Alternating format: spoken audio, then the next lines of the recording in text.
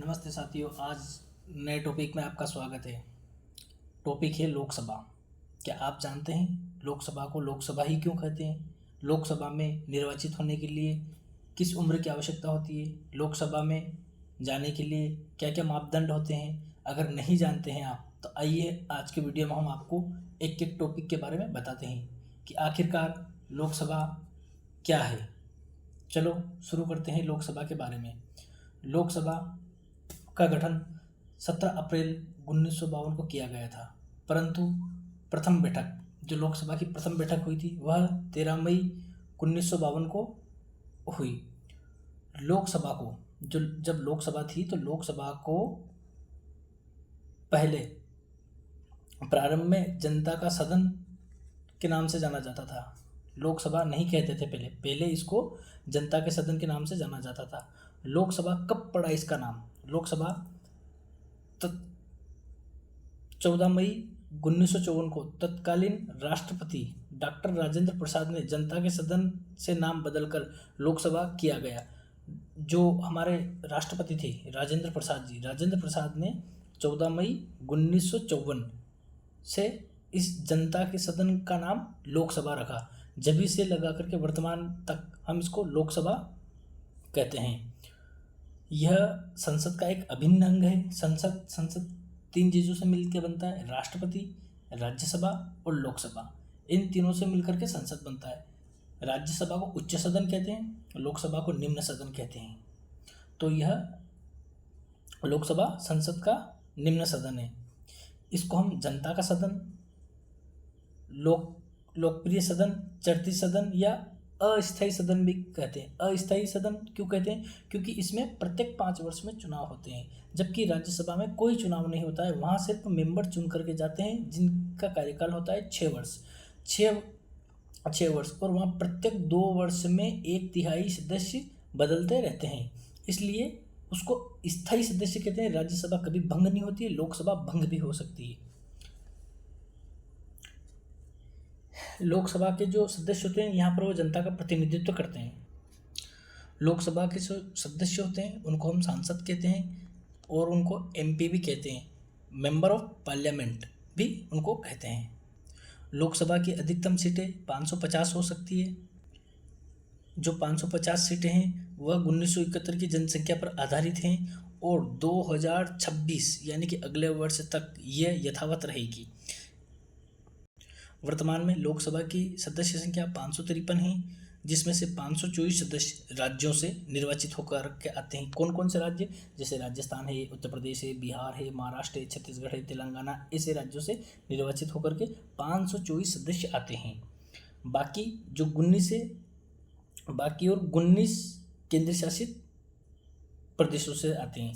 बाकी जो केंद्र प्रदेश शासित, जैसे कि जो केंद्र शासित पुदुचेरी वगैरह है, ऐसे राज्यों से मिलकर के आते हैं। इसके अंदर एक एंग्लो इंडियन का प्रावधान था, परंतु वर्तमान सरकार ने वर्ष 2020 में 104वां संविधान संशोधन अधिनियम के द्वारा एंग्लो इंडियन का प्रावधान समाप्त कर दिया था। जो एंग्लो इंडियन का प्रावधान था वह समाप्त कर दिया गया था।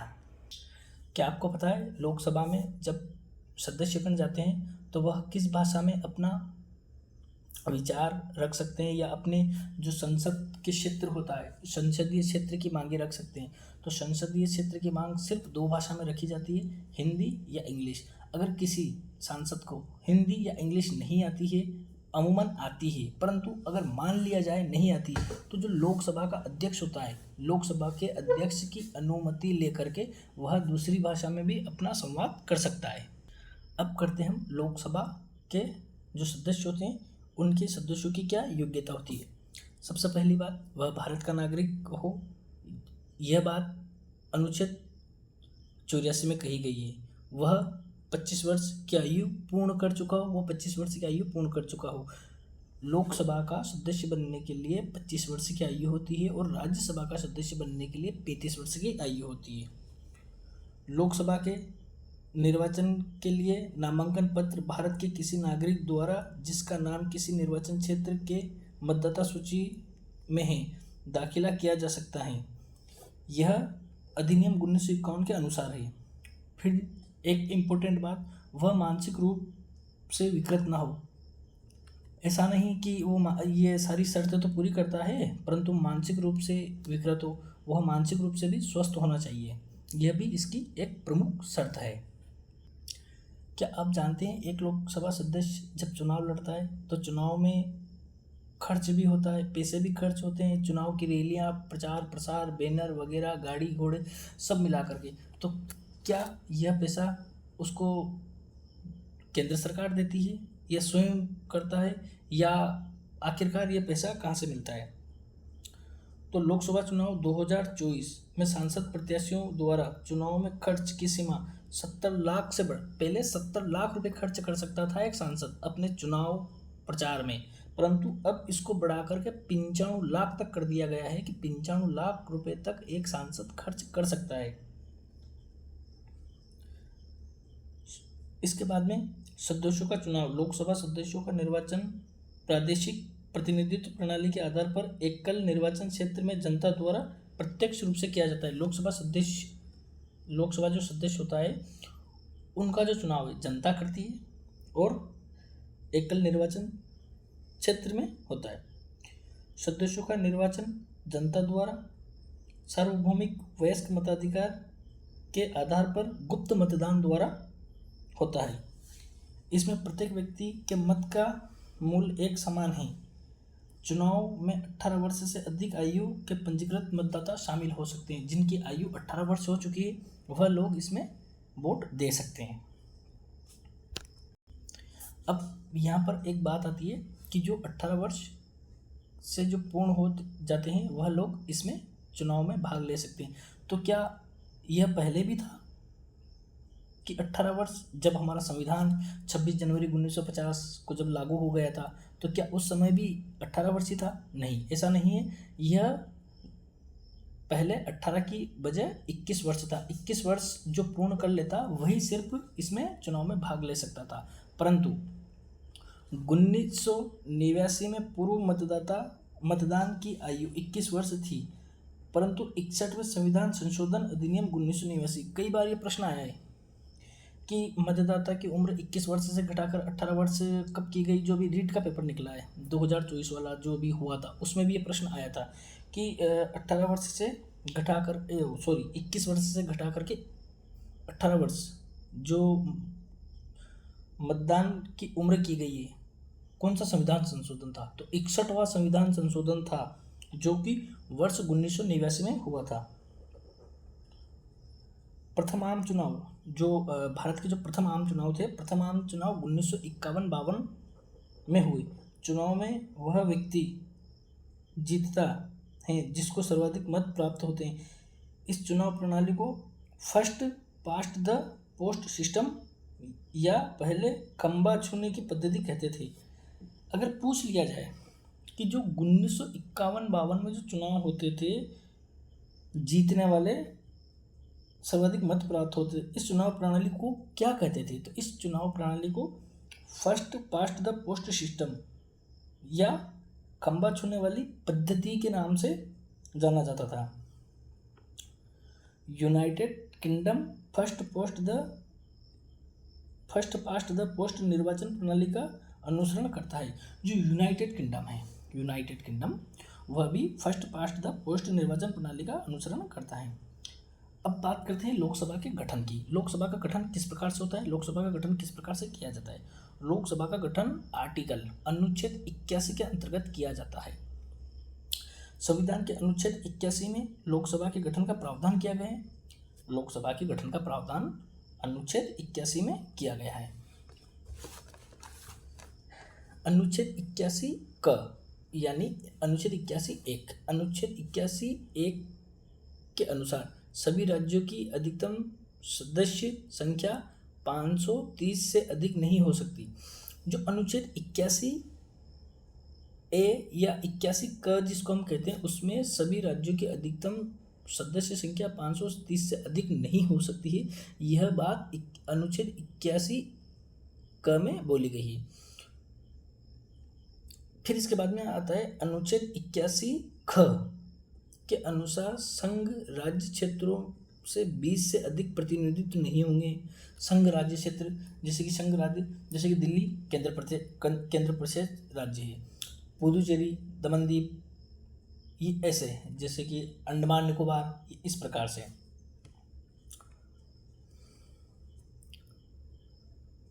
इसके बाद में आता है एक मोस्ट इम्पोर्टेंट अनुच्छेद 331। 331 के अनुसार राष्ट्रपति की राय में यदि एंग्लो इंडियन समुदाय का उचित प्रतिनिधित्व नहीं हो तो राष्ट्रपति लोकसभा के एंग्लो इंडियन या आंग्ल भारतीय समुदाय से 2 सदस्य मनोनीत कर सकता है। परंतु इसमें जो बात कही गई है कि राष्ट्रपति की राय में एंग्लो इंडियन समुदाय का उचित प्रतिनिधित्व नहीं हो तो राष्ट्रपति अपने मन से लोकसभा के अंदर एंग्लो इंडियन या आंग्ल भारतीय समुदाय से 2 सदस्यों को मनोनीत कर सकता था। परंतु केंद्र सरकार द्वारा 104वां, जो मैं पहले बात बता चुका हूँ आपको, 104वां संविधान संशोधन अधिनियम 2019 पारित करके 25 जनवरी 2020 में यह प्रावधान समाप्त कर दिया। अब एंग्लो इंडियन को लोकसभा व राज्यों की विधानसभा में आरक्षण नहीं है, ना तो लोकसभा में है और ना ही राज्यसभा में अब एंग्लो इंडियन को आरक्षण है। सबसे अधिक लोकसभा सदस्यों वाले राज्य उत्तर प्रदेश, यूपी।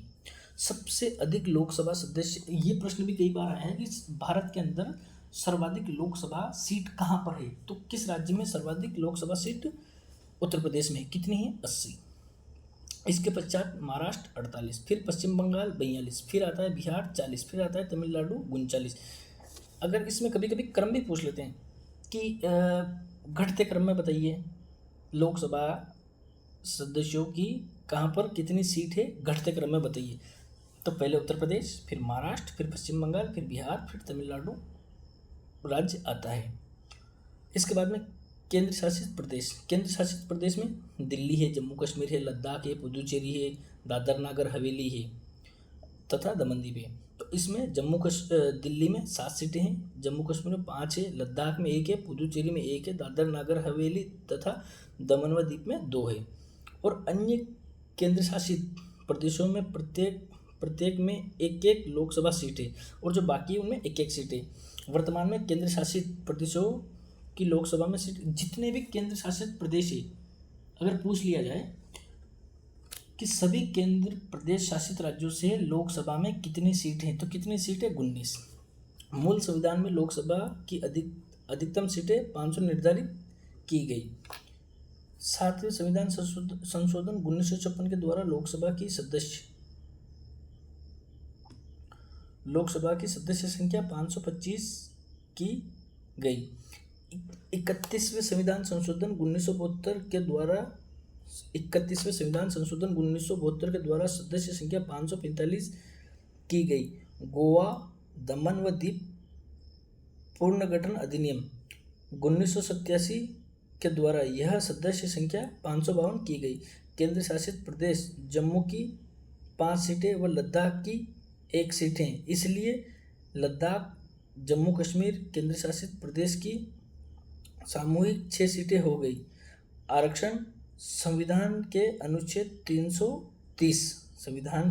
330 के द्वारा अनुसूचित जातियों व अनुसूचित जनजातियों के लिए लोकसभा में आरक्षण किया गया है।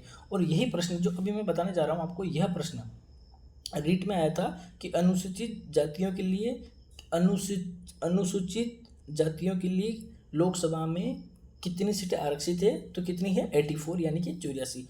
वह जनजातियों के लिए 47 सीटें आरक्षित थी। 104वां संविधान संशोधन अधिनियम 2019 के द्वारा अनुच्छेद 334 में संशोधन करके अनुसूचित जातियों SC तथा अनुसूचित जनजाति ST के लिए आरक्षण 10 वर्ष से बढ़ाकर 25 जनवरी 2030 तक कर दिया गया। और जो ये 84 सीट अनुसूचित जातियों के लिए 84 सीट और जनजाति के लिए जो 47 सीट है, इसका जो आरक्षण है, इस आरक्षण को बढ़ा करके 25 जनवरी 2030 तक कर दिया है, 10 वर्ष बढ़ा करके वर्तमान सरकार ने। सीटों के आरक्षण का आधार, जो सीट होती है, सीटों के आरक्षण का आधार क्या होता है, सीटों किस प्रकार से होती है? राज्यवार लोकसभा सीटों का आरक्षण जनसंख्या के आधार पर किया गया है। वर्तमान में सीटों का आरक्षण 1971 की जनसंख्या के आधारित जो अभी 545 सीटें हैं, तो क्या 545 सीटें पहले भी थी या अभी भी है या आगे भी रही? तो इसका उत्तर है कि जो 1971 की जो जनसंख्या, जैसे कि जनसंख्या गणना जो हमारे 2011 में जनसंख्या गणना हुई थी, वैसे ही 1971 में जनसंख्या गणना हुई थी। तो जो 1971 की जनसंख्या के आधार पर 1971 की जनसंख्या के आधार 84वें संविधान संशोधन अधिनियम 2001 के अनुसार यह निर्धारण 2026 तक यथावत रहेगा। जो 545 सीटें हैं, यह 2026 तक ऐसी की ऐसी 545 ही रहेगी। उसके बाद में ही इन सीटों को बढ़ाया जाएगा। आपने देखा होगा वर्तमान सरकार ने नया संसद भवन बनाया है। तो वो नया संसद भवन क्यों बनाया? इसलिए बनाया है, इसी बात को मद्देनज़र रखते हुए बनाया है क्योंकि 2026 में ये सीटें बढ़ेगी। तो फिर बाकी जो सदस्यगण आएंगे वो कहाँ बैठेंगे? राज्यसभा के, लोकसभा की। ये वाली बात में आपको जो एक संसद का पार्ट लेकर के आया था मैं पहले, उस वाले पार्ट में मैं आपको बता चुका हूँ। जो बातें अभी मैं बता रहा हूँ ये फैक्ट टू फैक्ट है। बिल्कुल अगर एक स्टूडेंट है, अगर आप एक प्रतियोगिता परीक्षा की तैयारी कर रहे हैं, तो जो भी बातें मैंने अभी आपको बताई है, आप उन सारी बातों को नोट डाउन कर सकते हैं एक एक पॉइंट बना करके, क्योंकि मैंने एक एक पॉइंट, एक एक तिथि, एक एक सन और एक एक धारा अनुच्छेद के अंतर्गत आपको बताई, जो कि एक एक बात बहुत ही मोस्ट इम्पोर्टेंट है। आगे बढ़ते हैं। इसमें आता है फिर 87 यानी 87वां संविधान संशोधन अधिनियम 2003 के द्वारा यह प्रावधान किया गया कि प्रादेशिक निर्वाचन क्षेत्र का 2001 की जनगणना के आधार पर परिसीमन किया जाएगा। और जो इसका जो अब यहाँ पर एक मोस्ट इम्पोर्टेंट बात आती है कि जो आगे का परिसीमन किया जाएगा वो किसके आधार पर किया जाएगा? तो 2001 की जनगणना के आधार पर परिसीमन किया जाएगा, परंतु अभी ये बात निश्चित नहीं है। हो सकता है 2011 की अनुसार कर ले, परंतु इसमें अभी ये प्रावधान है। ये बातें जो होती है करंट ही होती है, जो अपडेट होती रहती है। इन बातों के लिए हमें अपडेट रहना पड़ता है।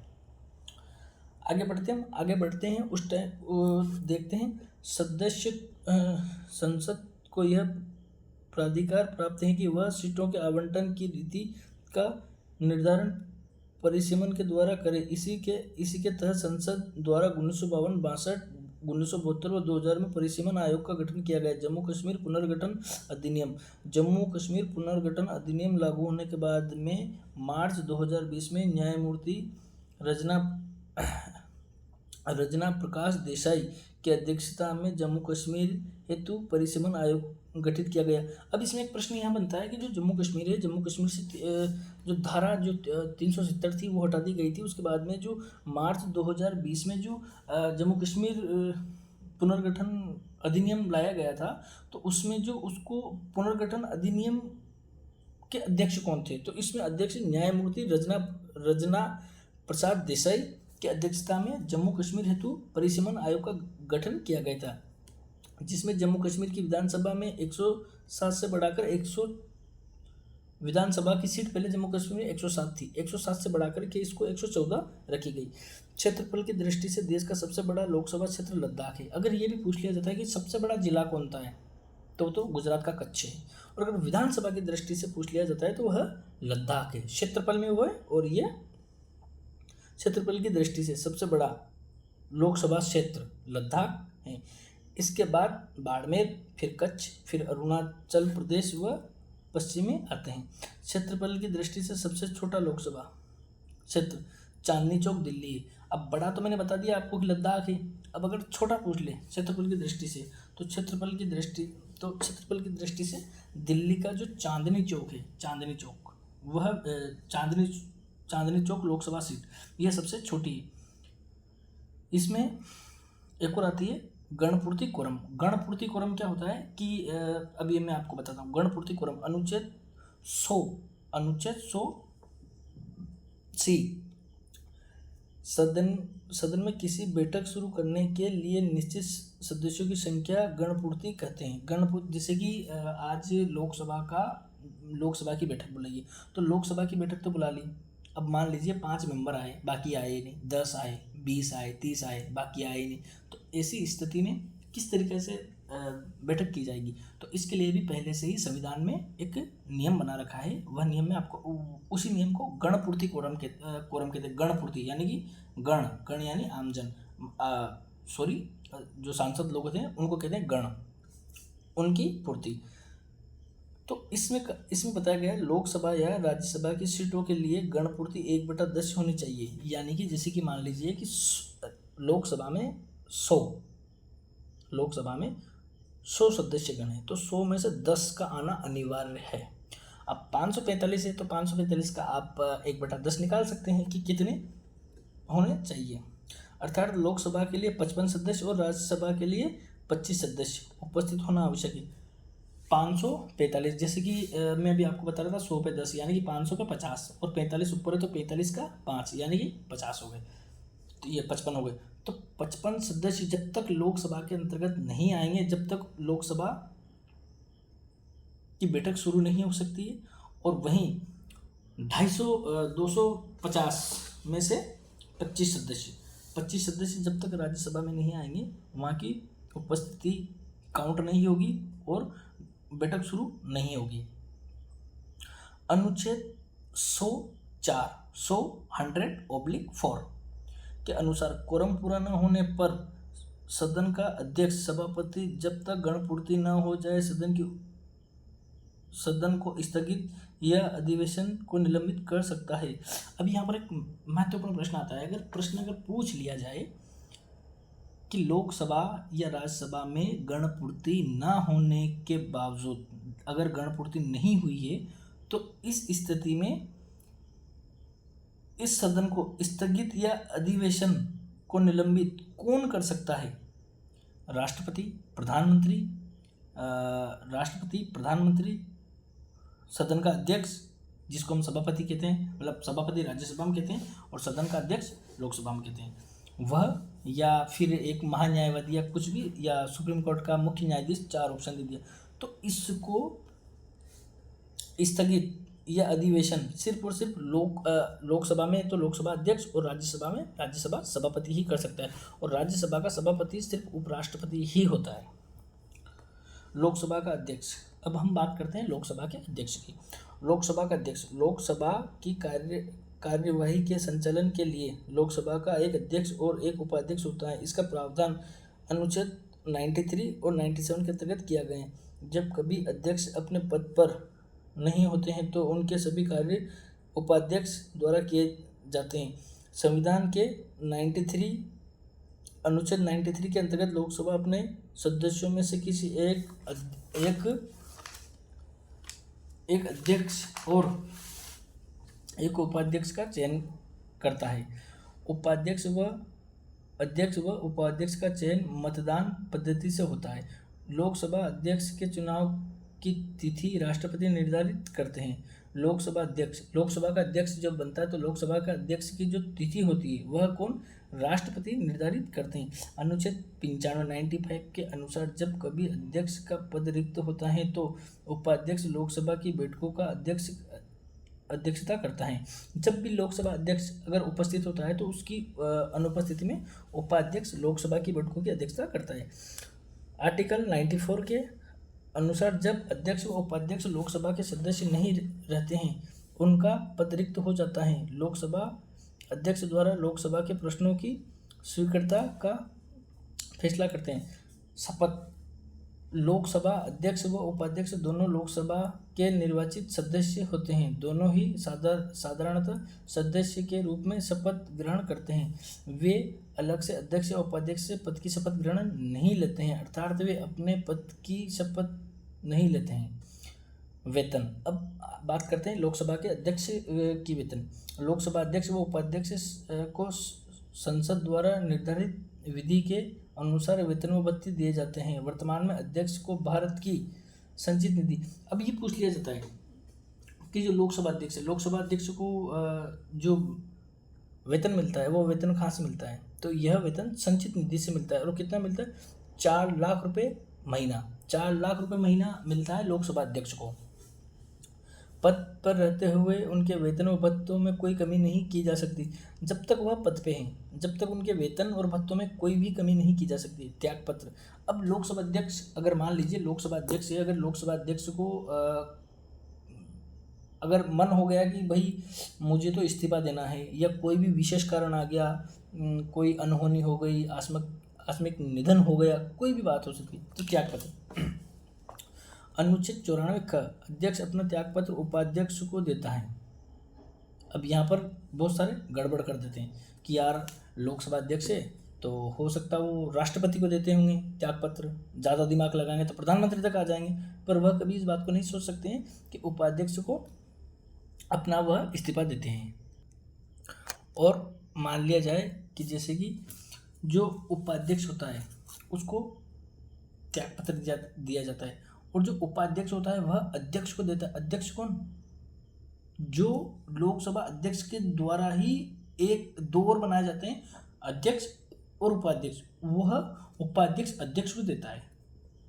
मान लीजिए कि अध्यक्ष भी नहीं है, उपाध्यक्ष भी नहीं है, अब किसको दिया जाए? तो ऐसी स्थिति में फिर राष्ट्रपति को यह देते हैं। राष्ट्रपति, और अगर राष्ट्रपति ने तो राष्ट्रपति द्वारा नियुक्त व्यक्ति लोकसभा की बैठकों की अध्यक्षता करता है, और फिर इसके बाद में जो राष्ट्रपति जिसको नियुक्त करता है वह फिर लोकसभा की बैठकों का अध्यक्षता करता है और लोकसभा की कार्यवाही का संचालन करता है। जब अध्यक्ष या उपाध्यक्ष को उनके पद से हटाने का संकल्प लोकसभा में विचाराधीन हो तब लोकसभा अध्यक्ष या उपाध्यक्ष बैठकों की अध्यक्षता नहीं करता। और एक और बात इसमें यहाँ कही गई है कि उपाध्यक्ष को उसके पद से, जब अध्यक्ष या उपाध्यक्ष को उसके पद से हटाने का संकल्प लोकसभा में विचाराधीन हो तब लोकसभा अध्यक्ष या उपाध्यक्ष बैठकों की अध्यक्षता नहीं करते हैं। हटाने से मतलब है लोकसभा के अध्यक्ष तथा उपाध्यक्ष को उनके पद से हटाया भी जा सकता है। लोकसभा अध्यक्ष को लोकसभा के तत्कालीन सदस्यों द्वारा बहुमत से प्रस्ताव पारित करके पद से हटाया जा सकता है, परंतु इस प्रकार का कोई प्रस्ताव लोकसभा में तभी पेश हो सकेगा यदि ऐसा प्रस्ताव पेश करने के 14 दिन पूर्व लोकसभा अध्यक्ष को लिखित सूचना दी जाए। इसमें लोकसभा अध्यक्ष को हटाने का जो प्रावधान है, लोकसभा के अध्यक्ष को, जैसे कि आज बैठक हुई तो बैठक में सीधे ही आप प्रस्ताव पारित करके लोकसभा अध्यक्ष को नहीं हटा सकते। इसके लिए आपको कम से कम 14 दिन पहले लोकसभा अध्यक्ष को एक लिखित में देना पड़ेगा कि हम आपको हटा रहे हैं। जब भी आप यह बैठक बुला करके इसको प्रस्ताव को पारित कर सकते हैं बहुमत के साथ में। लिखित में सूचना देनी पड़ती है 14 दिन पहले। लोकसभा अध्यक्ष के पद की रिक्त लोकसभा अध्यक्ष का कार्यकाल नई लोकसभा के गठन के प्रथम तिथि तक होता है, अर्थात 5 वर्ष, परंतु यदि वह सदन लोकसभा का सदस्य नहीं रहा, यदि वह उपाध्यक्ष को संबोधित कर अपने हस्ताक्षर सहित लेख द्वारा पद त्याग कर दे, यदि अनुच्छेद 94 ग के तहत लोकसभा के तत्कालीन सभी सदस्यों द्वारा बहुमत से पारित संकल्प के द्वारा लोकसभा अध्यक्ष को पद से हटा दिया गया हो।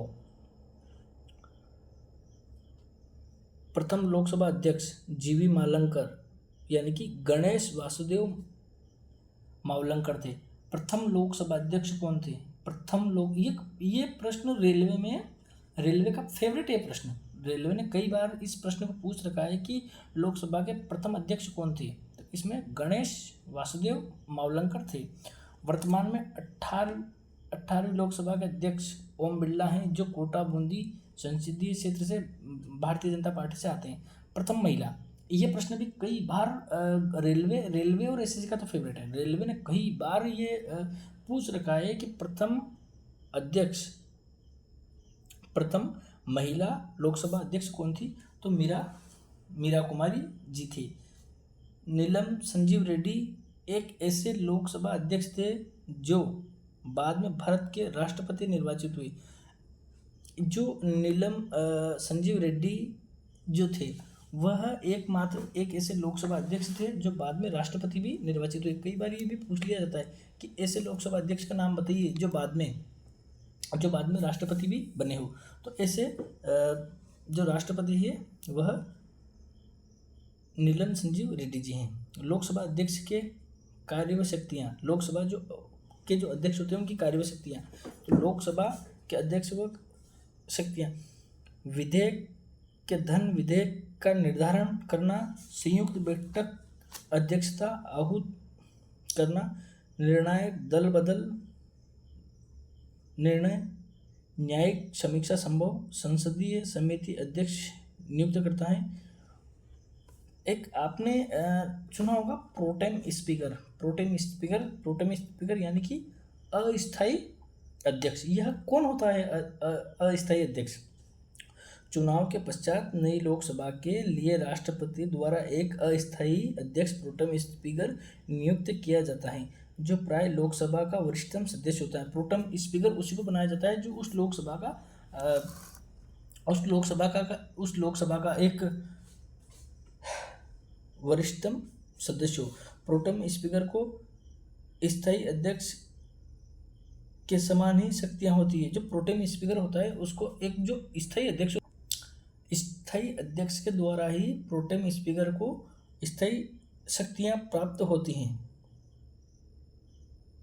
उसका मुख्य कार्य लोकसभा के नए सदस्यों को शपथ दिलाना तथा सदन के स्थायी अध्यक्ष के चयन में मदद करना। प्रोटेम स्पीकर का क्या होता है, मतलब जैसे कि मान लीजिए अभी जो 2024 में जो लोकसभा चुनाव हुए, लोकसभा चुनाव होने के बाद में सारे सदस्यगण लोकसभा के अंदर गए। अब लोकसभा के अंदर गए, उस समय पर कोई लोकसभा अध्यक्ष नहीं है वहाँ पर। तो ऐसी स्थिति में क्या किया जाए, तो राष्ट्रपति के द्वारा एक प्रोटेम स्पीकर यानी कि अस्थायी अध्यक्ष वहाँ पर नियुक्त किया जाता है जो समस्त लोकसभा के जो सांसद गण जो रहते हैं उन सांसद गणों को शपथ दिलाते हैं और इसके साथ साथ स्थायी अध्यक्ष के शपथ में भी वह चयन कराने में मदद करते हैं। इसके बाद संसद के सदस्यों की अयोग्यता का आधार, जैसे कि कोई भी संसद में सांसद तो बन गया पर उसकी अयोग्यता कैसे निर्धारित की जाती है। नेता दल बदल, जो 10वीं जैसे कि जो भी 12 अनुसूचियाँ हैं तो 12 अनुसूची में से एक जो 10वीं अनुसूची है, 10वीं अनुसूची में कहा गया है कि दल बदल विरोधी कानून लाया गया था। इसमें अगर कोई नेता अगर दल बदल कर लेता है, जैसे कि कोई कांग्रेस का जीत करके बीजेपी का जीत करके डायरेक्टली अगर कांग्रेस में चला गया तो उसको लोकसभा अध्यक्ष हटा सकता है। नेता को लोक प्रतिनिधित्व अधिनियम 1951 के तहत अपराधी या अन्य मामलों में सजा मिली हुई हो, जैसे कि कोई भी है सदस्यगण तो उसको आपराधिक या कई अन्य मामलों में सजा मिली हुई हो तो ऐसे में भी उसको देना पड़ता है इस्तीफा। भारतीय संविधान के अनुच्छेद 102(a) के तहत पागल नागरिक न हो लाभ का पद धारण करे तो सदस्यता समाप्त हो जाएगी। जैसे कि मान लीजिए कोई पहले से किसी सरकारी लाभ के पद पे है और अगर वो सांसद बन गए तो फिर उनकी सांसदता नहीं मानी जाएगी, या सांसद बनने के बाद भी अगर वो किसी अन्य लाभ के पद पे जाते हैं तो भी उनको सांसद के पद से इस्तीफा देना पड़ेगा। जैसे कि हम देखते हैं कि दूसरे आधार पर वायनाड केरल के सांसद की सदस्यता समाप्त की गई क्योंकि 2 वर्ष की सजा मिली। अब आपने अगर देखा होगा कि जो एक केस हुआ था राहुल गांधी जी, जो हमारे आदरणीय राहुल गांधी जी है कांग्रेस पार्टी से, तो क्या हुआ था कि जो वो वायनाड से सांसद थे तो उनको क्या है कि एक जो न्यायिक मजिस्ट्रेट मतलब जो निचली अदालत होती है उन्होंने 2 वर्ष की सज़ा दी थी। तो इसके अंदर एक प्रावधान होता है कि 2 वर्ष से कम की भी अगर सज़ा मिलती है, खैर ये टॉपिक एक अलग है परंतु मैं आपको बता देता हूँ, अगर 2 वर्ष से अगर कम की सज़ा मिलती है तो सदस्यता से इस्तीफा नहीं दिया जाता है। लेकिन अगर 2 वर्ष से ज़्यादा टाइम की अगर आपको अगर सज़ा मिली है तो आपको इस्तीफा देना पड़ता है। तो उन राहुल गांधी जी को 2 वर्ष की सज़ा हुई थी उस समय, तो उनको इस्तीफा देना पड़ा था। यह बात काफ़ी विशेष चर्चाओं में भी रही थी। अब इसके आगे कई सारी बातें हैं जो हम आगे जो पार्ट नंबर 3 लेकर के आएंगे उस पार्ट नंबर 3 में बताएंगे। जय हिंद, जय भारत।